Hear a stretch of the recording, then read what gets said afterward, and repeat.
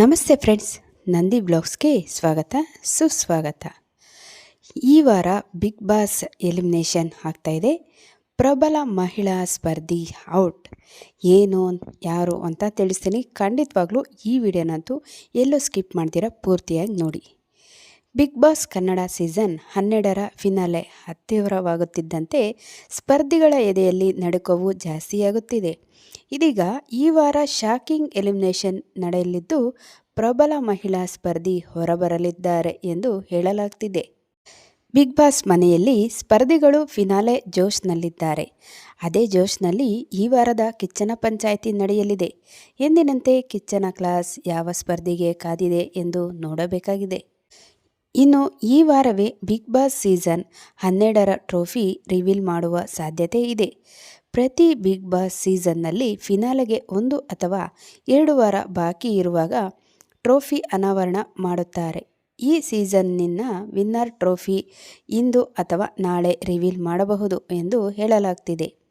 ಪ್ರಬಲ ಮಹಿಳಾ ಸ್ಪರ್ಧಿ ಔಟ್. ಈ ವಾರ ಗಿಲ್ಲಿ, ರಕ್ಷಿತಾ, ಧ್ರುವಂತ್, ಕಾವ್ಯ, ರಘು ಹಾಗೂ ರಾಶಿಕಾ ಅವರು ನಾಮಿನೇಟ್ ಆಗಿದ್ದಾರೆ. ಇವರ ಪೈಕಿ ಒಬ್ಬರಿಗೆ ಮನೆಯಿಂದ ಗೇಟ್ ಪಾಸ್ ಸಿಗಲಿದೆ. ಕಳೆದ ಕೆಲವು ದಿನಗಳಿಂದ ಕಾವ್ಯ ಶೈವ ಮನೆಯಿಂದ ಎಲಿಮಿನೇಟ್ ಆಗಲಿದ್ದಾರೆ ಎಂದು ಹೇಳಲಾಗುತ್ತಿತ್ತು. ಆದರೆ ಅವರು ಎಲಿಮಿನೇಟ್ ಆಗಿಲ್ಲ ಎನ್ನಲಾಗಿದೆ. ಇದೀಗ ಸೋಷಿಯಲ್ ಮೀಡಿಯಾಗಳಲ್ಲಿ ಹರಿದಾಡುತ್ತಿರುವ ಮಾಹಿತಿ ಪ್ರಕಾರ ಈ ಸೀಸನ್ನ ಪ್ರಬಲ ಮಹಿಳಾ ಸ್ಪರ್ಧಿ ಹಿಂದೆ ಗುರುತಿಸಿಕೊಂಡಿದ್ದ ರಾಶಿಕಾ ಶೆಟ್ಟಿ ಅವರು ಈ ವಾರ ಎಲಿಮಿನೇಟ್ ಆಗಲಿದ್ದಾರೆ ಎಂದು ಹೇಳಲಾಗುತ್ತಿದೆ.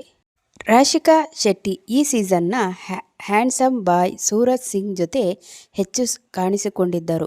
ಎಲಿಮಿನೇಷನ್ ಫ್ರಾಂಕ್ ವೇಳೆ ಸೂರಜ್ ಲಾಂಗ್ ಹಗ್ ಕೊಟ್ಟಿದ್ದು ಸಖತ್ ಟ್ರೋಲ್ ಕೂಡ ಆಗಿತ್ತು. ಸೂರಜ್ ಎಲಿಮಿನೇಟ್ ಆದ 2ನೇ ವಾರದಲ್ಲಿ ರಾಶಿಕಾ ಸಹ ಮನೆಯಿಂದ ಹೊರ ಹೋಗಬಹುದು ಎಂದು ವೀಕ್ಷಕರು ಅಂದುಕೊಂಡಿದ್ದರು. ಇನ್ನು ದೊಡ್ಡಮನೆಯಲ್ಲಿ ರಾಶಿಕಾ ಅವರು ಕ್ಯಾಪ್ಟನ್, ಉಸ್ತುವಾರಿಯಾಗಿ ಕೂಡ ಜವಾಬ್ದಾರಿ ವಹಿಸಿಕೊಂಡಿದ್ದರು. ಅಲ್ಲದೆ ಗಿಲ್ಲಿ, ಅಶ್ವಿನಿ, ಧ್ರುವಂತ್, ರಕ್ಷಿತಾ ಅವರೊಂದಿಗೆ ವಾಗ್ವಾದ ನಡೆಸಿ ಸದ್ದು ಮಾಡಿದ್ದರು. ಕಿಚ್ಚನ ಕೊನೆಯ ಪಂಚಾಯಿತಿ. ಇಂದು ಈ ಸೀಸನ್ ಕಿಚ್ಚನ ಕೊನೆಯ ಪಂಚಾಯಿತಿ ನಡೆಯಲಿದ್ದು ವೀಕ್ಷಕರು ಕಾತುರದಿಂದ ಕಾಯುತ್ತಿದ್ದಾರೆ. ಜೊತೆಗೆ ಕಿಚ್ಚ ಯಾರಿಗೆಲ್ಲ ಕ್ಲಾಸ್ ತೆಗೆದುಕೊಳ್ಳುತ್ತಾರೆ, ಯಾರಿಗೆ ಉತ್ತಮ ನೀಡುತ್ತಾರೆ ಎಂಬುದು ಇಂದಿನ ಸಂಚಿಕೆಯಲ್ಲಿ ಗೊತ್ತಾಗಲಿದೆ.